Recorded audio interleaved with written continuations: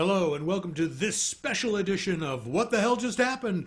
I'm Martin Ganapolo, your virtual correspondent, reporting from the Cavalcade of Caca, otherwise known as the 43rd Republican National Convention in Charlotte, North Carolina. Or is it Jacksonville, Florida, or Washington, D.C.? It doesn't really matter. We're here bringing you all the highlights because, according to the TV ratings, you probably didn't watch it anyway. This convention was brought to you by, in part, by Preparation H. When just sitting there really hurts, use Preparation H and Dramamine, the official anti-nausea drug of the Democratic National Committee. During this convention, two alternate realities were presented side by side. One was a hellish landscape in which communists masquerading as radical left liberals calling themselves Democrats were rioting and looting while simultaneously opening the borders and planning on how to eliminate the suburbs after taking away everyone's guns. The other was an idyllic country where the coronavirus no longer exists and the economy is the greatest since post-World War II.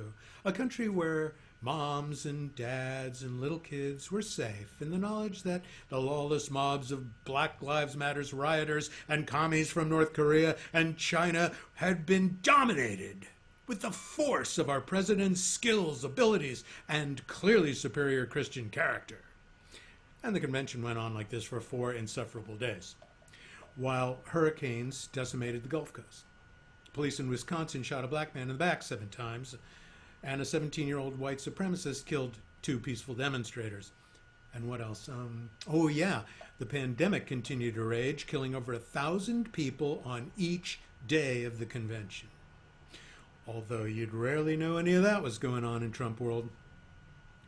7 members of the president's family, almost a quarter of all the speakers, were featured as keynotes, which was almost like a revival of the musical Evita. However, 2 family members were not invited to the proceedings. One was niece Mary, who just published a tell-all book about Uncle Donald. Yeah, but after all, what does she know? I mean, she's just a PhD in clinical psychology. And the other no-show was his sister Marianne Trump Barry, whose damning remarks about the president and his lack of principles were caught on tape. Yeah, but what does she know? After all, she's just his sister and a retired federal judge. The whole spectacle was punctuated by bizarre moments, like when the Orange Crusader ended his speech on the first night, warning of massive voter fraud, and on this dark and forbidding note, he walked off to a stirring rendition of YMCA. Yeah, the 1978 gay anthem by the Village People. Props to the DJ, whoever he or she was. Here are some other Orwellian highlights from this event. Representative Steve Scalise warned us that Joe Biden would defund the police and calls to 911 would go straight to voicemail. This was, of course, a big stinky pile of bullshit, which is directly contradicted by Biden's written policing policies. Ronna McDaniel, chairperson of the Republican National Committee, claimed Biden would eliminate fossil fuel production and raise taxes on 82% of the population. These claims just made that pile higher and stinkier, and she knew it when she said it. Moscow Mitch McConnell added to the stench with his claim that the Democrat Party will want to tell you what kind of car you can drive, what sources of information are credible, and even how many hamburgers you can eat. Come on, Mitch, like you eat anything but Russian caviar.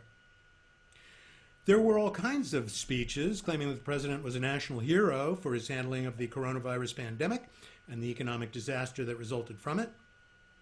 Lil Donnie Jr. said that his dad shut down travel from China, which was almost true, except for the 32,000 people in February who were allowed to fly in from China and were not tracked or quarantined.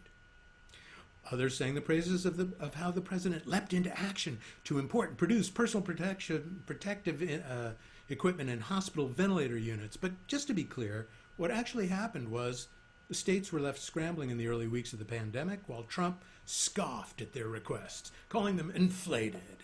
And of course you remember how hospital workers were forced to wear trash bags as PPE, and that the bargain basement Chinese ventilators that finally did get to New York were largely defective. And finally, on the south lawn of the White House, the American emperor spoke, for over an hour about all of the dark threats that we face as a result of the disgraceful Obama-Biden administration and all of the incredible, phenomenal successes that he had made in just 4 short years. He then pointed at the building behind him and asked, "What's the name of this building?" as if he'd forgotten. After the unmasked crowd reminded him, he gestured back at the White House, smirking, "We're here and they're not, nee, nee, nee, nee, nee, nee." Fireworks began a moment later. So that's what the hell just happened last week. God knows what's going to happen next week. But our job as citizens is to stay informed day in and day out. And above all else, to vote in November. Hey, thanks for watching this special edition. Bye for now. We'll see you soon.